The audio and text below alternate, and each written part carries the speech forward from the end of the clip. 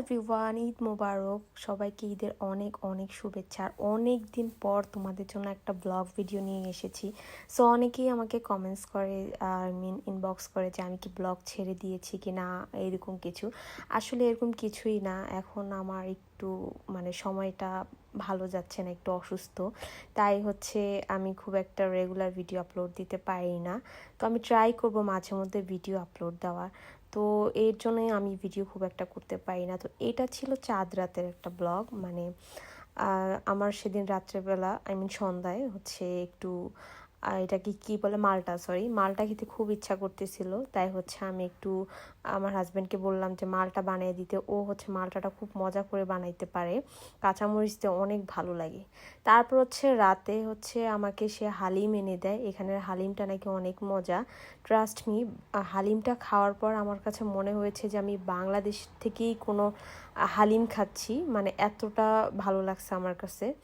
তো এটা হচ্ছে রাতে সে আমাকে এনে দেয়। কী খাবো, আমি একটু কনফিউজ ছিলাম। তো বললো যে হালিম খুব ভালো পাওয়া যায় এখানে। তো হালিম যে এখানে পাওয়া যায় আমি সেটাও জানি না। সৌদি আরবে ভাবলাম যে হালিম কেউ খায় কিনা। তো আর এখানে মাংসগুলো একদম ফ্রেশ ছিল, আর হালিমের মধ্যে খুব একটা হাবিজাবিও ছিল না। আমার কাছে অনেক ভালো লাগছে, আমি পুরো এক বাটি শেষ করে ফেলছি। তো তারপর হচ্ছে নান রুটি দিয়ে কিন্তু হালিম খেতে অনেক মজা লাগে। বাংলাদেশেও আমি খেতাম প্রায় মাঝে মধ্যে। তো এখানে এসেও আমার খুব ভালো লাগছে। দেন এটা হচ্ছে তারপর দিন সকালবেলা, ঈদের দিন সকালে হচ্ছে সে দেখছি মাংস রান্না করতেছে। সে হচ্ছে রাতেই মাংসটা কষায় রাখছিল একটু, সকালে হচ্ছে যে আর একটু ভালোভাবে রান্না করে নেয়। তারপর হচ্ছে আমি উঠে দেখি সে রুটি বানাইছে, খিচুড়ি রান্না করছে। আমি উঠতে উঠতে সকাল 11টা বেজে গেছে।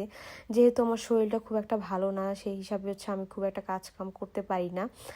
আর মাংসটাও মাশাআল্লাহ এত মজা হয়েছে খাইতে, রুটি দিয়ে আমার অনেক ভালো লাগছে। তারপরেই তো সকালে ব্রেকফাস্ট করে হচ্ছে আমার অলরেডি 12টা বেজে গেছে তখন। তো ভাবলাম যে একটু রেডি হই, একটু ছবি টবি তুলি, একটু সাজুগুজু করি। তাই হচ্ছে আমি এই ড্রেসটা বের করে নেই। ড্রেসটা পরে হচ্ছে আমি একটু ছবি তুলি, একটু ভিডিও করি। বাসার মধ্যেই জাস্ট কি আর করবো, বাইরে যাওয়ার খুব একটা ওয়ে ছিল না। তারপর হচ্ছে দুপুরে লাঞ্চে এসে উটের মাংস খায়। এইটা দেখে তো ভাই আমার কেমন যেন লাগতেছিল। আমি হচ্ছে উটের মাংস খাই না। তো সে হচ্ছে উটের মাংস দিয়ে হচ্ছে খায়, ভাত খায়। এটাকে কি বলে, খ্যাপসা বলে আর কি এই দেশে। তো যাই হোক, সেটা খাচ্ছিল। আমার এটার স্মেলটাই যেন কেমন লাগতেছিল। আমি জাস্ট খাবার নিয়ে আলাদা অন্য একটা রুমে চলে যাই। এটা হচ্ছে এই দেশের খুবই ফেভারিট খাবার, ঐতিহ্যবাহী খাবার। যাই হোক, বাট আমার খুব একটা ভালো লাগে না। উটের মাংস দিয়ে আমি খাই না। আমি হচ্ছে মুরগির মাংস বা গরুর মাংস হলে খাই। তারপর হচ্ছে আমি হচ্ছে দুপুরে লাঞ্চে খিচুড়ি আর হচ্ছে গরুর মাংস নেই। খিচুড়ি আর গরুর মাংসর কম্বিনেশনটা এত মজা ছিল, আমি দিন দিন আমার হাজব্যান্ডের রান্নার ফ্যান হয়ে যাচ্ছি। মাশাল্লাহ মাশাল্লাহ, এত ভালো রান্না করে। আর গরুর মাংসটা খুব ভালো সিদ্ধ হয়েছে। আমি হচ্ছে 2 প্লেট খেয়ে ফেলি, আমার কাছে অনেক ভালো লাগছে। আর খিচুড়িটাও সে এত ভালো রান্না করে। তারপর হচ্ছে খাওয়া দাওয়ার পরে হচ্ছে আমি একটা ড্রিঙ্কস খাই। আমি খুব একটা এগুলো খাই না, কেউ আবার কমেন্টস করো না যে এগুলো খাওয়া ভালো না। মাঝে মধ্যে আর কি আমি এগুলো খাই। তারপর হচ্ছে এই তো খাওয়া দাওয়া শেষ করে সে একটু শুয়েছিল, সে ঘুমাবে, একটু টায়ার্ড ছিল। তাই হচ্ছে আমি তাকে একটু ঘুম পাড়িয়ে দিতেছিলাম। তো এই ছিল আমার ঈদের দিন। আল্লাহ হাফেজ এভরিওয়ান।